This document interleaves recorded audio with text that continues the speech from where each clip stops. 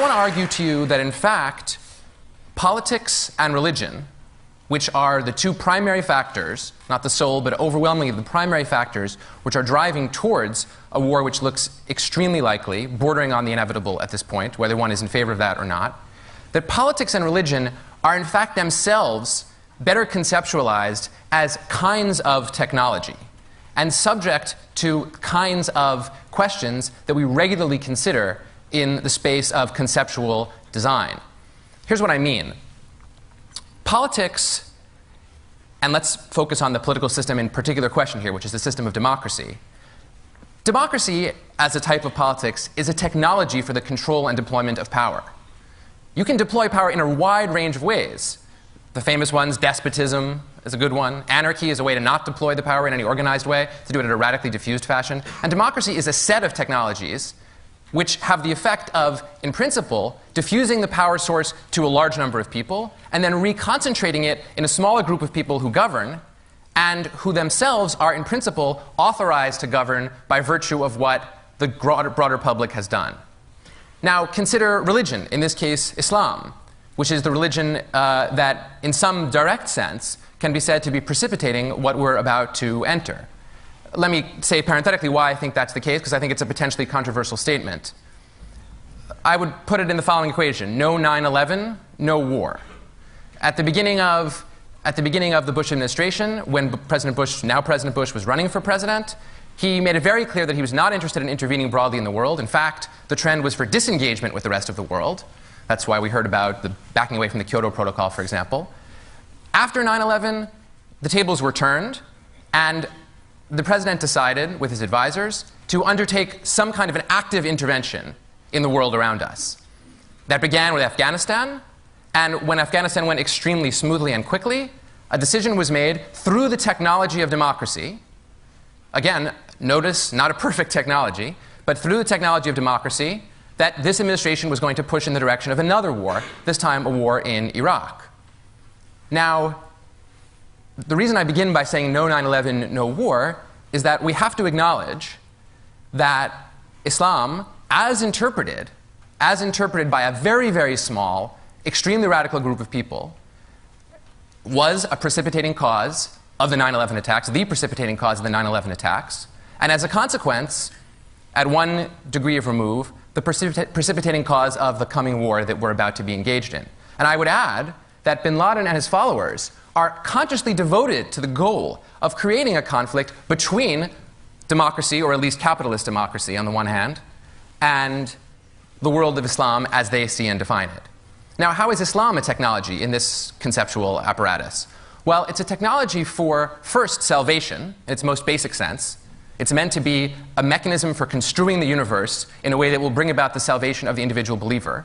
But it's also meant by the Islamists, and I use that term to mean people who believe that Islam, they follow the slogan, Islam is the answer to a wide range of questions, whether they're social or political or personal or spiritual.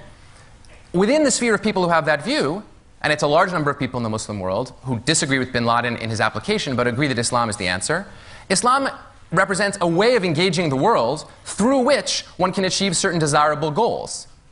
And the goals from the perspective of Muslims are, in principle, peace, justice, and equality, but on terms that correspond to traditional Muslim teachings. Now, I don't want to leave a misimpression by identifying either of these propositions, either of these phenomena, democracy or Islam, as technologies. I don't want to suggest that they're a single thing that you can point to. And I think a good way to prove this is simply to demonstrate to you what my thought process was when deciding what to put on the wall behind me when I spoke. And I ran immediately into a conceptual problem. You can't show a picture of democracy. You can show a slogan or a symbol or a sign that stands for democracy. You can show the capital. I had the same problem when I was designing the cover of my forthcoming book, in fact. What do you put on the cover to show democracy? And the same problem with respect to Islam.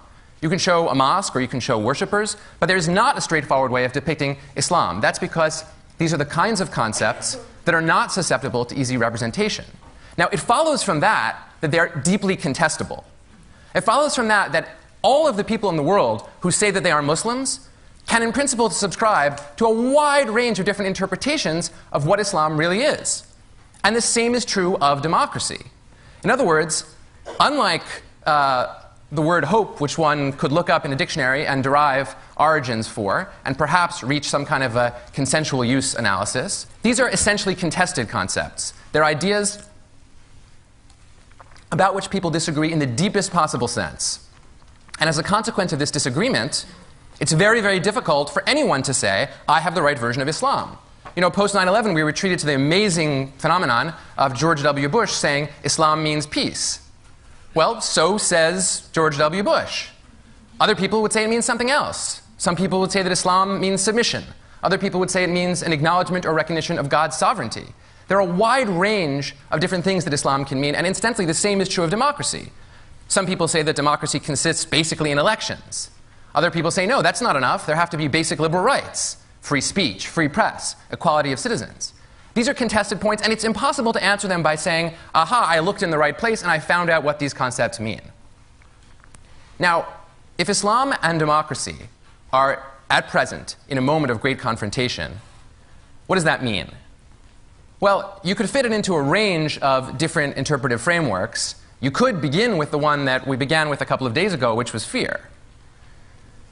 Fear is not an implausible reaction. With a war just around the corner, and with a very, very high likelihood that many, many people are going to die as a consequence of this confrontation.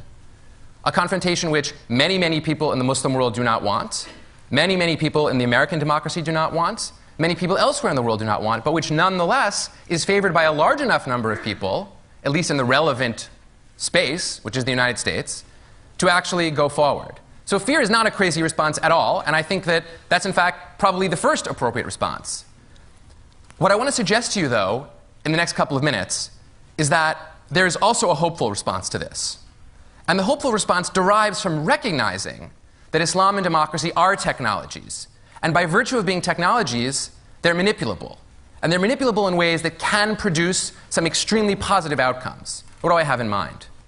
Well, all over the Muslim world, there are people who take Islam deeply seriously, people who care about Islam, for whom it's a source either of faith, or of civilization, or of deep values, or just a source of powerful personal identity, who think and are saying loudly that Islam and democracy are in fact not in conflict, but are in fact deeply compatible.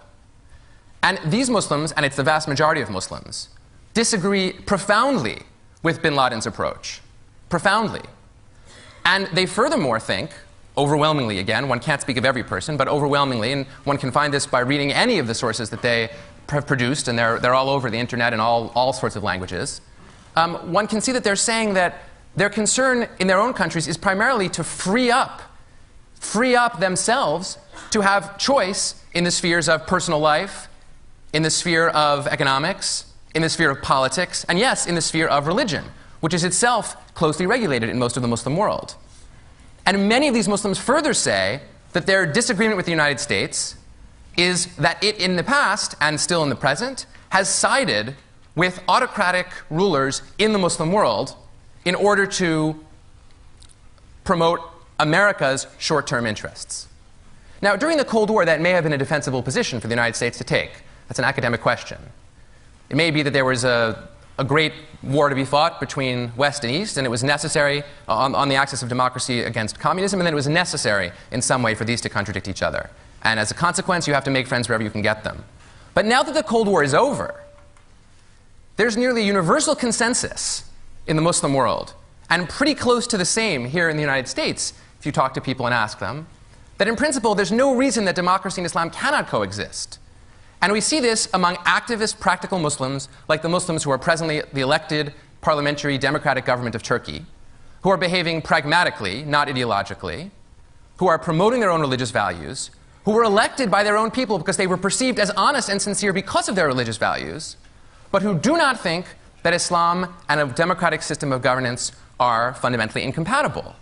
Now you may say, but surely what we've seen on television about Saudi Islam convinces us that it can't possibly be compatible with what we consider the core of democracy, namely free political choice, basic liberty, and basic equality.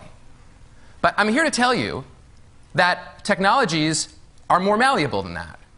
I'm here to tell you that many, many Muslims believe, the vast majority in fact, I think I would go so far as to say that many Muslims in Saudi Arabia believe, that the core values of Islam, namely acknowledgement of God's sovereignty and basic human equality before God, are themselves compatible with liberty, equality, and free political choice. And there are Muslims, many Muslims out there, who are saying precisely this. And they're making this argument wherever they're permitted to make it. But their governments, needless to say, are relatively threatened by this, and for the most part try to stop them from making this argument. So, for example, a group of young activists in Egypt tried to form a party known as the Center Party, which advocated the compatibility of Islam and democracy. They weren't even allowed to form a party. They were actually blocked from even forming a party under the political system there. Why? Because they would have done extraordinarily well. In the most recent elections in the Muslim world, which are those in Pakistan, those in Morocco, and those in Turkey, in each case, people who present themselves to the electorate as Islamic Democrats were far and away the most successful vote-getters every place they were allowed to run freely. Every place they were allowed to run freely. So in Morocco, for example, they finished third in the political race, but they were only allowed to contest half the seats. So had they contested a larger number of the seats, they would have done even better. Now, what I want to suggest to you is that the reason for hope in this case is that we are on the edge of a real transformation in the Muslim world. And that's a transformation in which many sincerely believing Muslims, who care very, very deeply about their traditions, who do not want to compromise those values, believe, through the malleability of the technology of democracy and the malleability and synthetic capability of the technology of Islam, that these two ideas can work together. Now, what would that look like? What does it mean to say that there's an Islamic democracy? Well, one thing is, it's not going to look identical to democracy as we know it in the United States. That may be a good thing, in light of some of the criticisms we've heard today, for example, in the regulatory context of what democracy produces. It will also not look exactly the way either the people in this room or Muslims out in the rest of the world, I don't mean to imply there aren't Muslims here, there probably are, conceptualize Islam. It will be transformative of Islam as well.